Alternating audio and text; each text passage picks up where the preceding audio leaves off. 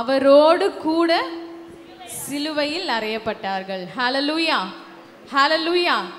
அப்போ இங்கே பவுல் கலாத்தியருக்கு எழுதின நிருபத்துல சொல்லுகிறார், நானும் கிறிஸ்துவோடு கூட சிலுவையில் அறையப்பட்டிருக்கிறேன் என்று. இங்கே இந்த வார்த்தை கூறுகிறது, 2 கள்ளர்கள். யாரு? கள்ளர்கள். அவர்கள் கிறிஸ்துவுடனே கூட, இயேசு கிறிஸ்துவோடு கூட சிலுவையில் அறையப்பட்டிருக்கிறார்களாம். அந்த 2 கள்ளர்கள்ல ஒரு கள்ளன் பரலோகத்திற்கு, பரதீசில் நீ என்னோடு கூட இருப்பே என்ற அந்த இரட்சிப்பின் வாசல் அவனுக்கு திறக்கப்பட்டது. மற்றொரு கள்ளன் அவன் இரட்சிக்கப்படவில்லை. அப்போ கிறிஸ்துவோடு கூட சிலுவையில் அறையப்பட்டிருக்கிறேன் என்று சொன்ன பவுல், அவர் கிறிஸ்துவுக்காக வாழ்ந்தது போல நாமும் கிறிஸ்துவுக்காக வாழ வேண்டும். அங்க இருந்த 2 கள்ளர்கள் இயேசு கிறிஸ்து கூடவே சிலுவையில் அறையப்பட்டிருக்கிறார்கள். ஆனால் அதிலே ஒருத்தனுக்கு தான் இரட்சிப்பு உண்டானது, இன்னொருத்தன் இரட்சிக்கப்படவில்லை. ஒருத்தனுக்கு தான் கிருபை கிடைத்தது, இன்னொருவன் கிருபையை போக்கடித்து விட்டான். இன்றைக்கு நாம் கிறிஸ்துவின் பிள்ளைகள் என்று சொல்லப்படுகிற நாம் அந்த சிலுவையிலே நானும் அறையப்பட்டிருக்கிறேன் என்று நீங்க ஒருவேளை சொல்லக்கூடுமானால், நீங்க எப்படி இருக்கிறீங்க? எந்த கல்லனை போல் நாம் இருக்கிறோம்?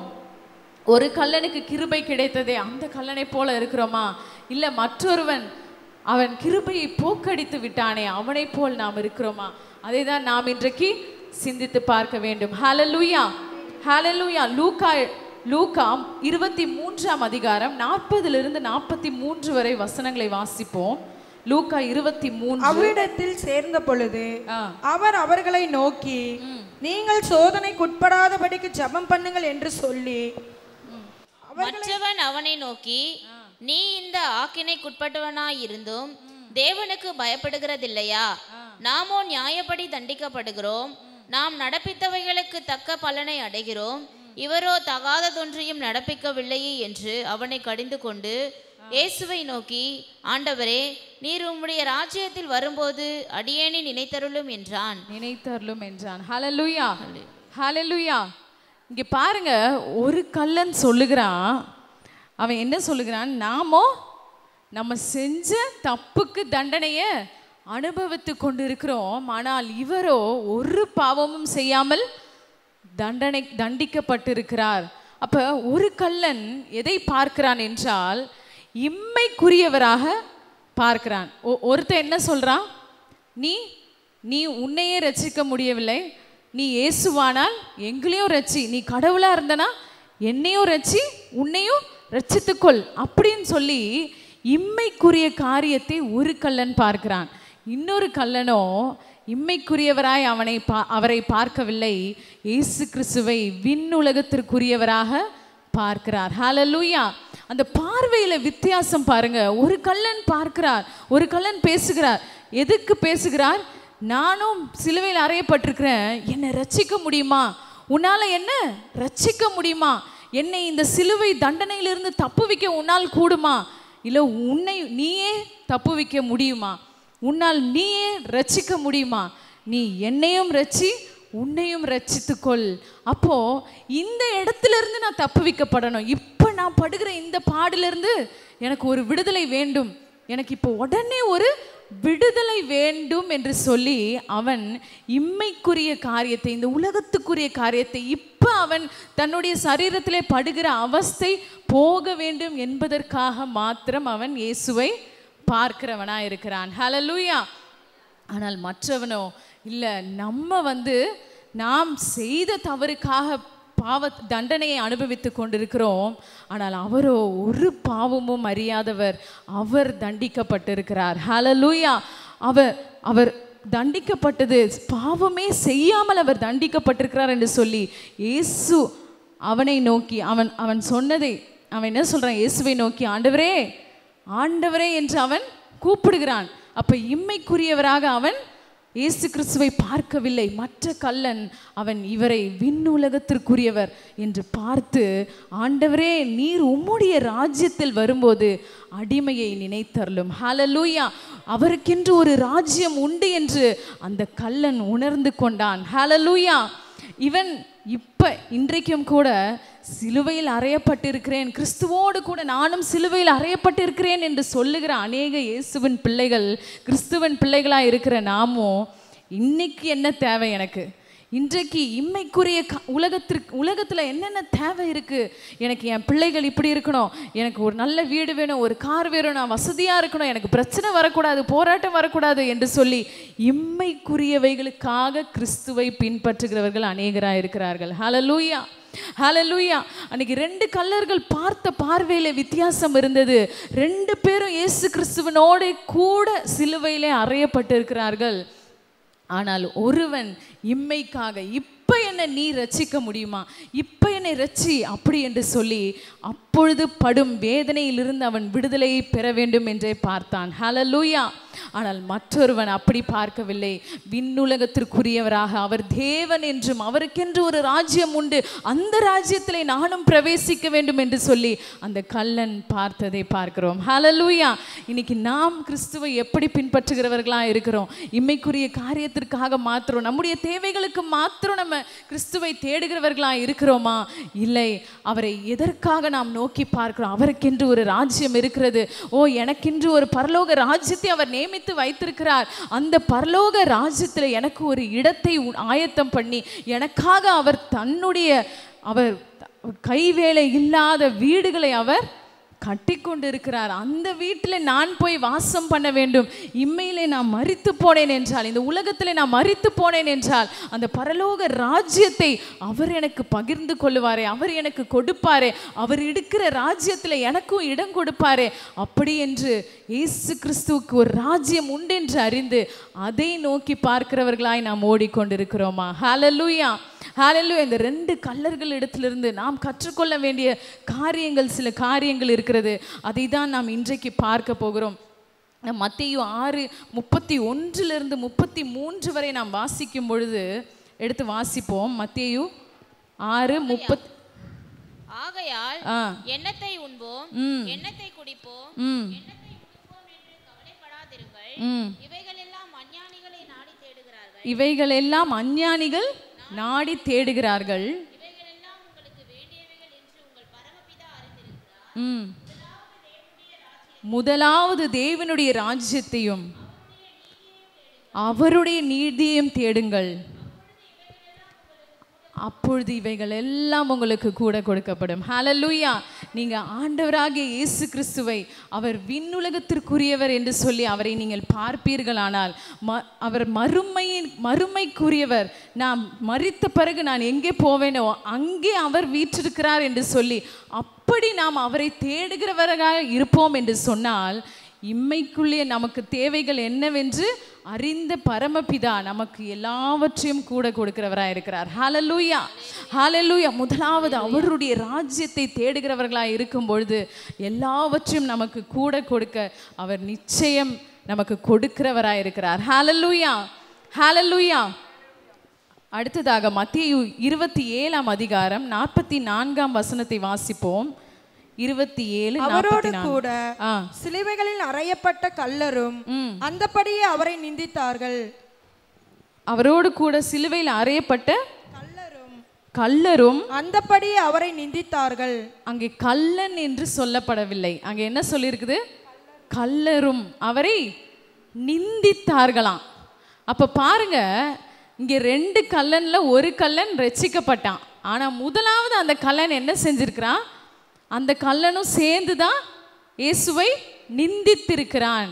அங்கே கல்லரும் 2 பேரும் சேர்ந்து அங்கே என்ன செய்கிறாங்களாம்? இயேசு கிறிஸ்துவை நிந்திக்கிறவர்களாய் காணப்பட்டிருக்கிறார்கள். ஹல்லேலூயா. அப்போ 2 பேரும் தான் நிந்திச்சாங்க, 2 பேரும் தான் பாவம் செஞ்சாங்க. ஆனால் கிருபை யாருக்கு? ஒருவனுக்கு மாத்திரம்தான் கிருபை அளிக்கப்பட்டது. ஹல்லேலூயா. ஆனால் நிந்திச்சாங்க, 2 பேரும் இயேசு கிறிஸ்துவை நிந்தித்தார்கள் என்று சொல்லி 2 பேருக்குமே இரட்சிப்பின் வாசல் அடைக்கப்படவில்லை. ஹல்லேலூயா, ஹல்லேலூயா. இப்போ இன்னைக்கும் நாம் என்ன செய்கிறோம்? இயேசு கிறிஸ்துவின் பிள்ளைகளாக இருந்தாலும் என்ன செய்கிறோம்? பாவம் செய்கிறவர்களாக தான் இருக்கிறோம், அவரை நிந்திக்கிறவர்களாக இருக்கிறோம். நாம் அப்படி செய்தும் ஆண்டவர் நம்மீது இரக்கமும் கிருபையும் உள்ளவராக இருக்கிறார். ஹல்லேலூயா, ஹல்லேலூயா. அன்னைக்கு 2 கல்லரும் எல்லாரும் தான் அவரை நிந்திக்கிறாங்க. கீழே சிலுவைக்கு கீழ் நின்று கொண்டு அவரை பார்த்து கொண்டிருந்தவர்கள் எல்லாரும் நிந்திக்கிறாங்க. அதை பார்த்து அவரோடு அறையப்பட்ட 2 கல்லர்களும் அவரை நிந்திக்கிறாங்க. அவரை நிந்தித்தும் அந்த கல்வாரியின் அன்பு அவர் அங்கே பொழிகிறதை பார்க்கிறோம். ஹல்லேலூயா. தனக்கு விரோதமாக பேசினவர்கள், சாட்சி கொடுத்தவர்கள், அவங்களெல்லாம் கூட மன்னித்த தேவன் அந்த கல்லர்கள் நிந்தித்தும் அந்த கல்லனையும் அவர் மன்னிக்கிறார். ஹல்லேலூயா, ஹல்லேலூயா. தேவ பிள்ளைகளாக இருக்கிற நாம் இன்றைக்கு எவ்வளோ பாவம் செய்கிறோம். தாவீது சொல்லுகிறார், நம்முடைய அக்கிரமங்களை அவர் மன்னித்திருக்கிறார். அவர் அதை ஒவ்வொன்றையும் அவர் எண்ணி பார்த்தார்னு சொன்னார். சங்கீதம் 130:3-4 வசனங்களை வாசிப்போம். சங்கீதம் 130:3-4. நீர் என் அக்கிரமங்களை கவனித்திருப்பீரானால் யார் நிலை நிற்பான்? ஆண்டவரே, யார் நிலை நிற்பான்? நீங்க அக்கிரமங்களை எல்லாம் நினைச்சிருந்தீங்கன்னா, அதெல்லாம் நீங்க யோசிச்சீங்கன்னா நாங்கள் நிலை நிற்கவே முடியாது என்று சங்கீதக்காரனாகிய தாவீது சொல்லுகிறதை பார்க்கிறோம். அதே தான் இன்றைக்கு நம்முடைய வாழ்க்கையிலும்.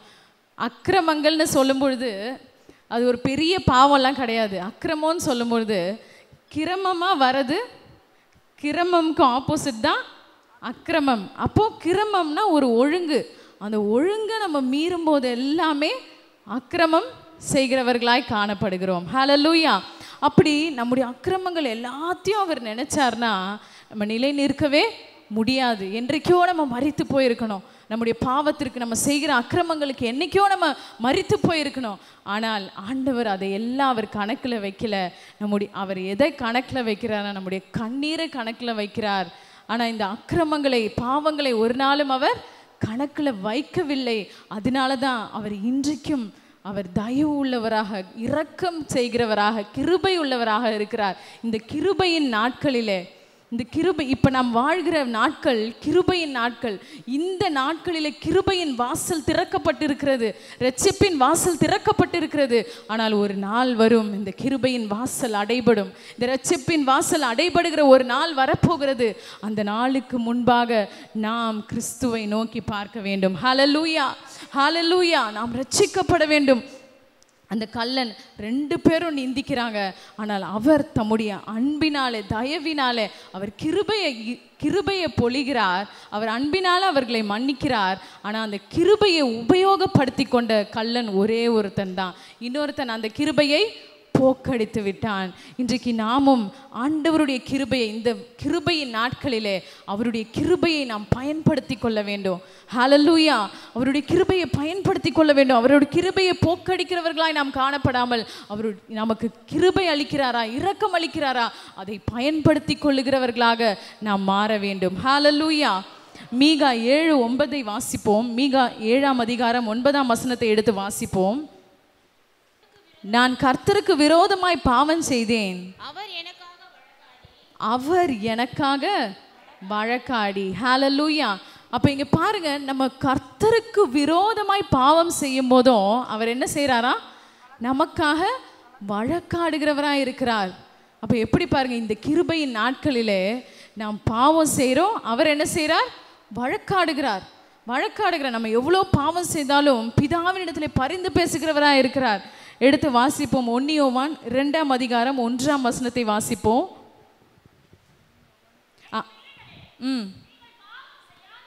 நீங்கள் பாவம் செய்யாதபடிக்கு இவைகளை உங்களுக்கு எழுதுகிறேன். ஒருவன் பாவம் செய்வானானால் நீதிபரராய் இருக்கிற இயேசு கிறிஸ்து நமக்காக பிதாவினிடத்தில் பரிந்து பேசுகிறவராய் இருக்கிறார். அப்போ ஒருத்தன் பாவம் செஞ்சா இயேசு கிறிஸ்து என்ன செய்யறாரா? அவனை விட்டு கொடுக்க கூடாது என்று சொல்லி கிருபையை ஊற்றி, கிருபையை பொழிந்து நமக்காக பிதாவினிடத்துல பேசுகிறார், பரிந்து பேசுகிறார். இப்போ ஒரு தாய் தகப்பன்னு வச்சுக்கோங்க, நம்ம பிள்ளைங்க ஏதாவது தப்பு பண்ணிட்டாங்கன்னா ஸ்கூல்லேருந்து நம்மளை கூப்பிடுறாங்க தப்பு பண்ணிட்டாங்கன்னு சொல்லி, நம்ம என்ன சேர்ந்து இருந்து 2 அடி போடுவோமா? இல்லை, ஐயோ அடுத்த வாட்டி என் பிள்ளை இதை செய்ய மாட்டான் அப்படின்னு சொல்லி நம்ம எப்படி சொல்லுவோமோ, அதுபோல் இயேசு கிறிஸ்து பிதாவினிட தன் தகப்பனிடத்துல நமக்காக, அவருடைய பிள்ளைகளாகிய நமக்காக அவர் ஒவ்வொரு நாளும் பரிந்து பேசுகிறவராய் இருக்கிறார். ஹல்லேலூயா, ஹalleluya. அந்த வசனத்துல மேல 2 லைன் அடியே திரும்ப வாசிப்போம். நீங்கள் பாவம் செய்யாதபடிக்கு இவைகளை உங்களுக்கு எழுதுகிறேன். ஹalleluya. இன்னைக்கு நிறைய பேர் என்ன சொல்றாங்கன்னா, இது கிருபையின் காலம், எவ்வளோ பாவம் செய்ய முடியுமோ செய்து கொள்ளுங்கள் என்று ஒரு உபதேசம் உண்டு. எவ்வளவு பாவம் செய்ய முடியுமோ செய்யுங்க, ஏனென்றால் கிருபை அளிக்கிற தேவன் உங்கள் பாவங்களை மன்னிப்பார். இப்படி ஒரு கூட்டம் பிரசங்கம் பண்ணி கொண்டிருக்கிறார்கள். ஆனால் அப்படி அல்ல. இவர் எழுதும் பொழுது மேல 2 அடிகள் எழுதுறார், நீங்கள் பாவம் செய்யாதபடிக்கு. ஹalleluya. நீங்க பாவம் செய்து செய்து அவருடைய கிருபையை பெற்றுக்கொள்ளுங்க. நீங்க எவ்வளவு பாவம் செஞ்சாலும் உங்களுக்காக வழக்காடுவார். நீங்க செய்து கொண்டே இருங்கள் என்று அவர் அதற்காக இந்த வார்த்தையை எழுதவில்லை. இவர் எதற்கு இந்த வார்த்தை எழுதப்படுகிறது என்றால், நீங்கள் பாவம் செய்யாதபடிக்கு. ஹalleluya, ஹalleluya. ஒரு போதகர் இப்படியாக சொன்னார். அதாவது அவர் காலேஜ் படிக்கும்போது second semester, first year second semester படிக்கும்போது எல்லா பாடங்களிலும் எல்லா பாடங்களிலும் ஃபெயில் ஆயிட்டாரு. அது மட்டும் இல்லை, அட்டண்டன்ஸும் இல்லை அவருக்கு. அதனால் மெயின் எக்ஸாம் எழுதும்போது எழுத விட மாட்டோம், ஒன்றுமே அட்டண்டன்ஸும் இல்லை, பாடங்களும் எல்லாம் ஃபெயிலு, இந்த இது நாங்கள் எழுத விட மாட்டோம் செமஸ்டர் எக்ஸாம் அப்படின்னு சொல்லியிருந்தாங்களாம்.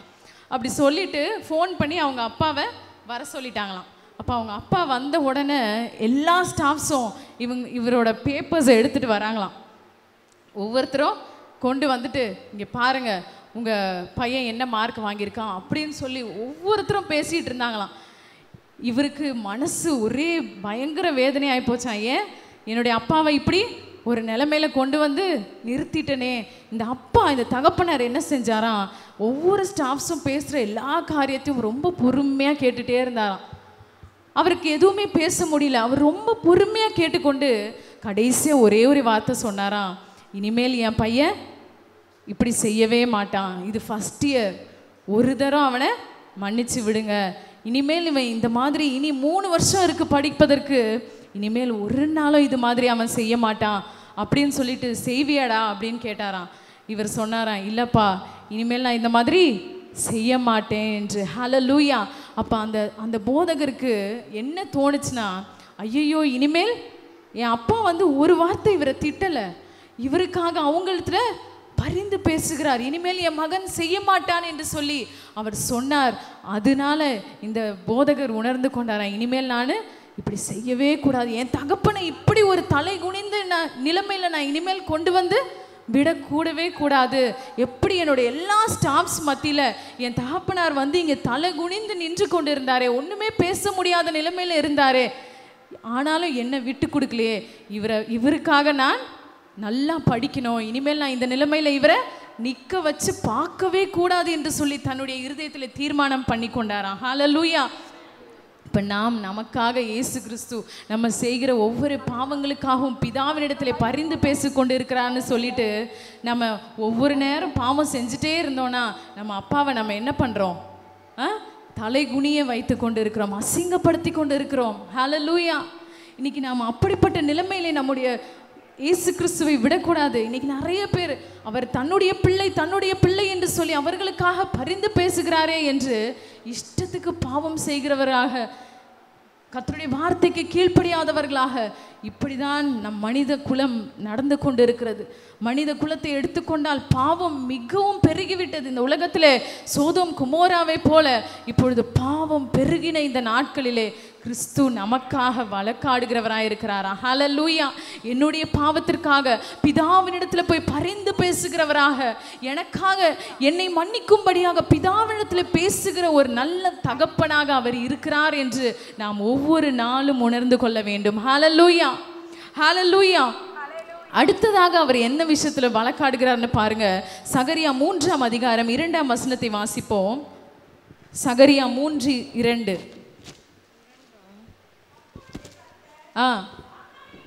சாத்தானை நோக்கி, கர்த்தர் உன்னை கடிந்து கொள்வாராக. சாத்தானே,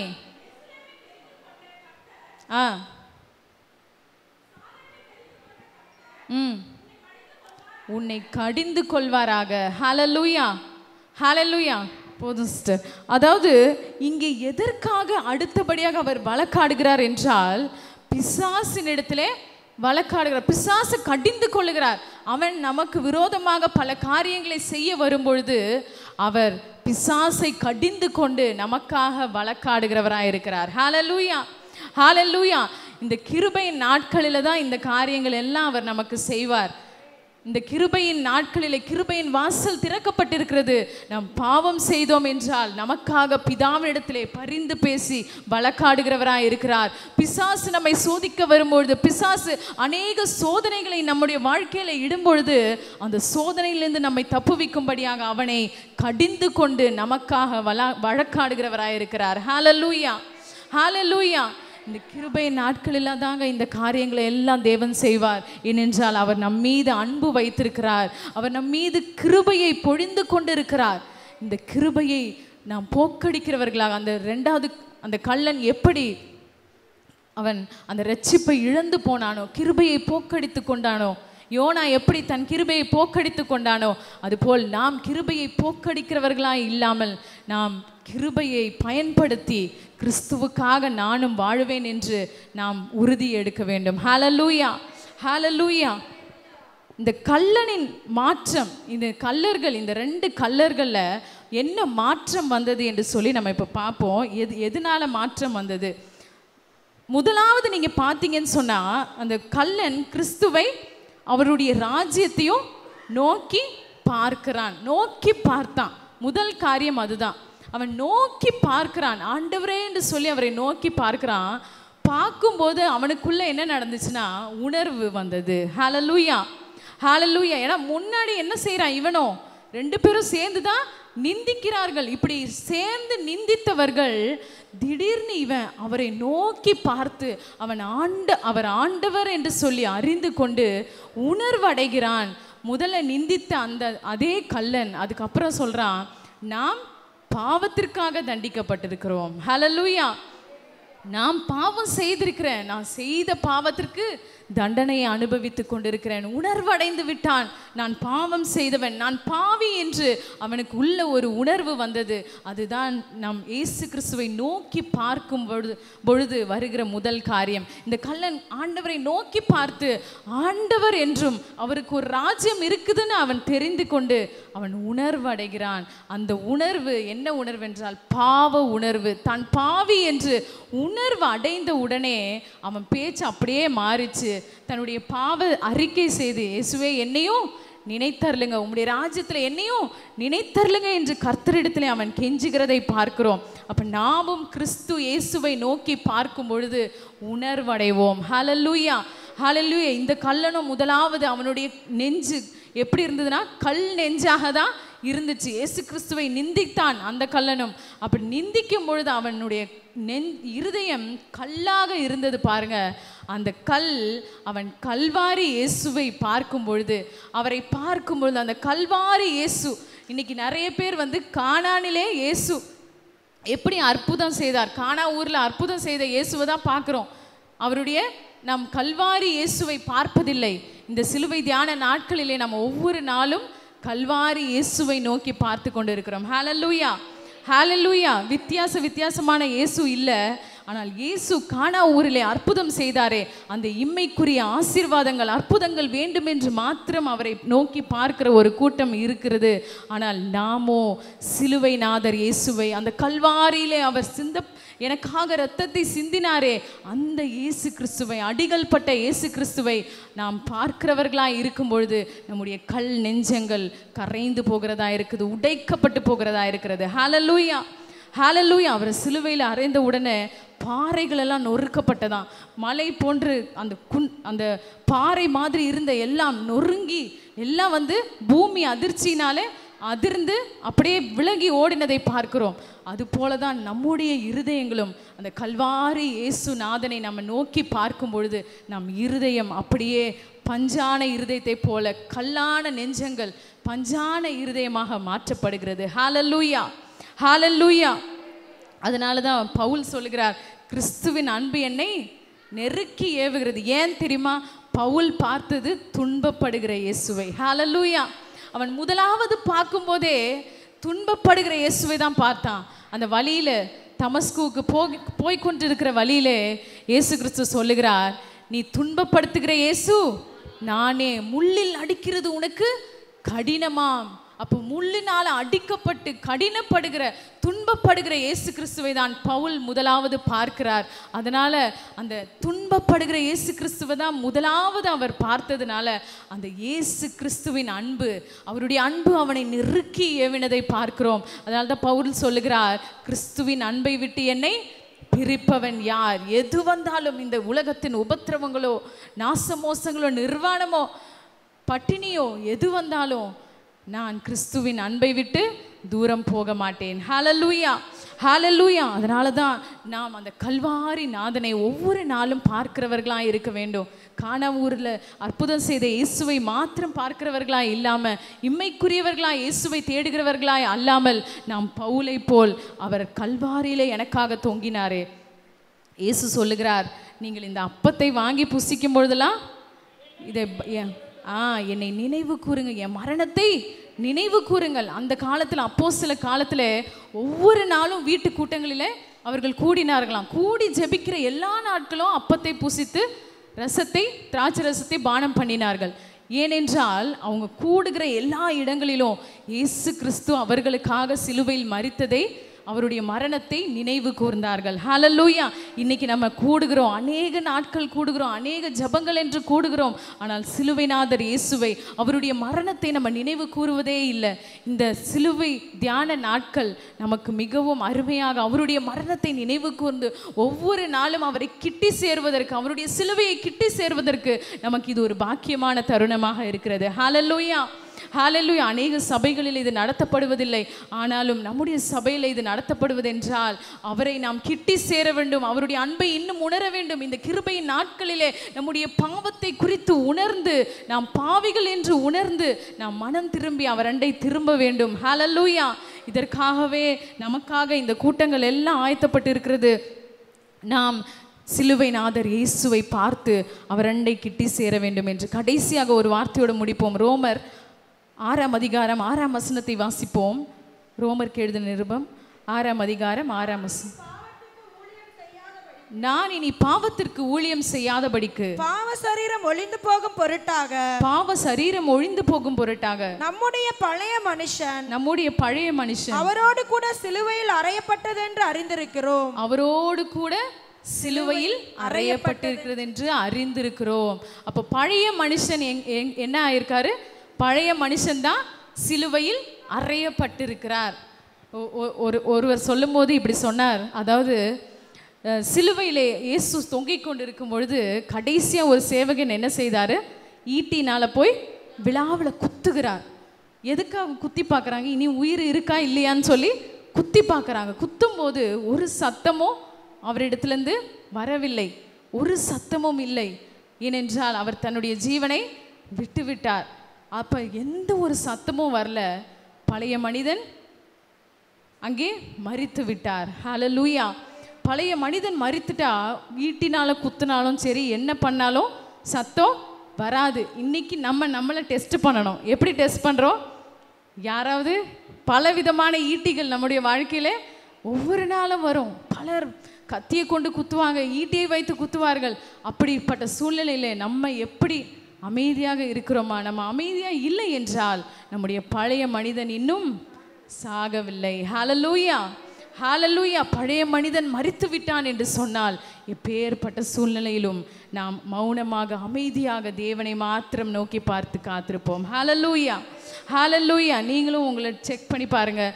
ஈட்டிகளினால் குத்தப்படும் பொழுது ஒவ்வொரு சூழ்நிலைகளில் நீங்கள் எப்படி மாறுகிறீர்கள்? அதுவும் குடும்ப ஸ்திரீகள் அநேகர், நம்ம சின்ன பிள்ளைகள் சின்ன சின்ன காரியம் செஞ்சாலே டப்புன்னு, நானும் அப்படி தான் டென்ஷன் ஆகிடுறோம். நம்ம அப்படி நாம் உடனே டென்ஷன் ஆகிறவர்களா இல்லாமல், அதாவது ஈட்டி குத்தும் போது ஒரு ரியாக்ஷனும் அங்கே இல்லை, அதுபோல் நாமும் அநேக சூழ்நிலைகளிலே ஒரு ரியாக்ஷனும் இல்லாதவர்களாக இருக்க வேண்டும். நம்ம அப்பாவின் சமூகத்தில் மாத்திரம் போய் எல்லாவற்றையும் சொல்லுவோம். ஆனால் வெளியே எந்த ஒரு வார்த்தையும் நம்ம சொல்ல தேவையில்லை. நாம் அப்படி அவருடைய சமூகத்தை நாடும் பொழுது அந்த கல்வாரி நாதர் நமக்காக சிலுவையிலே மரித்தாரே, அவர் நமக்காக யாவற்றையும் செய்து முடித்திருக்கிறார். ஹல்லேலூயா, ஹல்லேலூயா. அப்படியே நம்ம எல்லாரும் எழும்பி நிற்போமா? 2 கள்ளர்கள் இயேசு கிறிஸ்துவோடு கூட சிலுவையில் அறையப்பட்ட 2 கள்ளர்கள். அதில் ஒரு கள்ளன் தன்னுடைய கிருபையை போக்கடித்து விட்டான். ஒரு கள்ளன் தேவன் அருளின அந்த கிருபையை பயன்படுத்தி ரட்சிக்கப்பட்டான். ஹல்லேலூயா, ஹல்லேலூயா. நாம் பாவத்திற்கு செத்து நீதிக்கு பிழைத்திருக்க வேண்டும். ஓ ரிஷகல துரியாதர கபலபா. ஹல்லேலூயா. உமக்கு நன்றி தகப்பனே. அப்பா, நீர் பேசின வார்த்தைகளுக்காக உமக்கு நன்றி ஆண்டவரே. நீர் பேசின வார்த்தைகளுக்காக உமக்கு நன்றி தகப்பனே. ஹல்லேலூயா, ஹல்லேலூயா, ஹல்லேலூயா. இந்த நாளிலும் கூட ஆண்டவரே அப்பா, நீர் எவ்வளவு கிருபை எங்கள் மீது வைத்திருக்கிறீர். எங்கள் பாவங்களுக்காக பரிந்து பேசுகிறவராக, ஓ எங்களுக்காக வழக்காடுகிறவராக நீர் இருக்கிறீரே ஆண்டவரே. அப்பா, நீர் சிலுவையில் எங்களுக்காக சிந்தின அந்த இரத்தத்தை ஓ ஹல்லேலூயா இப்பொழுது நினைவு கூறுகிறோம் தகப்பனே. நீர் எங்களுக்காக பாடுபட்டீர், அடிக்கப்பட்டீர், நொறுக்கப்பட்டீர். அந்த சிலுவையிலே உம்மையே நீர் ஒப்பு கொடுத்தீரே. நீர் உம்மையே ஜீவ பலியாய் எங்களுக்கு ஒப்பு கொடுத்தீரே ராஜா. உம்முடைய அன்பை நினைத்து ஆண்டவரே நாங்கள் உம்மை நோக்கி பார்க்கிறோம். ஹல்லேலூயா, ஹல்லேலூயா, ஹல்லேலூயா, ஹல்லேலூயா. கல்வாரியின் அன்பினையே கண்டு விரைந்தோடி வந்தேன். கல்வாரியின் அன்பினையே கண்டு விரைந்தோடி வந்தேன். கழுவும் உம் திருரத்தத்தாலே கரைநீங்க இருதயத்தை. கழுவும் உம் திருரத்தத்தாலே கரைநீங்க இருதயத்தை. கல்வாரியின் அன்பினையே கண்டு விரைந்தோடி வந்தேன். கல்வாரியின் அன்பினையே கண்டு வந்தேன். எங்களுடைய பாவங்களை கழுவுவீராக தகப்பனே. நாங்கள் உம்மை நோக்கி பார்த்து நாங்கள் பாவி என்று உணர்வடைந்தோம் ராஜா. எங்கள் பாவங்களை மன்னிப்பீராக. ஓ எங்கள் பழைய மனிதனை சிலுவையில் அறைந்தவர்களாக, நீதிக்காக பிழைத்தவர்களாக நாங்கள் வாழ நீர் கிருபை செய்வீராக.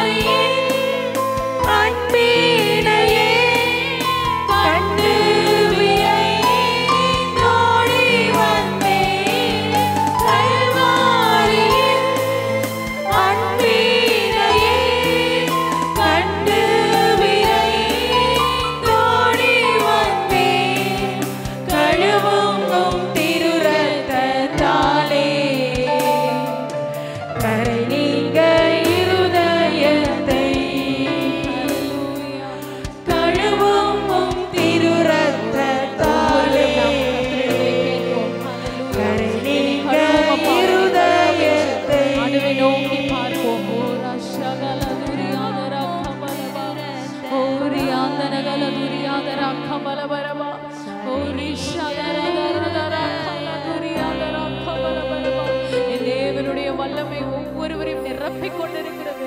ஓ பரிசுத்த ஆவியின் வல்லமையினால நம்ம ஒவ்வொருவரும் நிரப்பப்படுவோம். ஹல்லேலூயா, ஹல்லேலூயா. பாவம் செய்யாமல் இருக்க வேண்டும் என்றால், பாவத்தை நாம் எதிர்த்து நிற்க வேண்டும் என்றால், போராட வேண்டும் என்றால் நமக்கு பலன் தேவை, ஆவியின் பலன் தேவை. ஹல்லேலூயா. கர்த்தர் இந்த நேரத்தில் ஆவியின் பலனை நமக்கு கொடுத்து கொண்டிருக்கிறார்.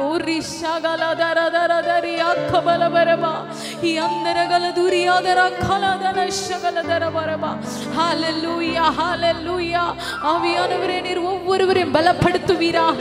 ஆவியானவர் ஒவ்வொருவரையும் பலப்படுத்துவீராக தகப்பனே. இந்த நேரத்திலே ஓ உம்முடைய ஆவியை ஒவ்வொருவர் மீதும் பொழிந்தள்ளுவீராக. ஹalleluya.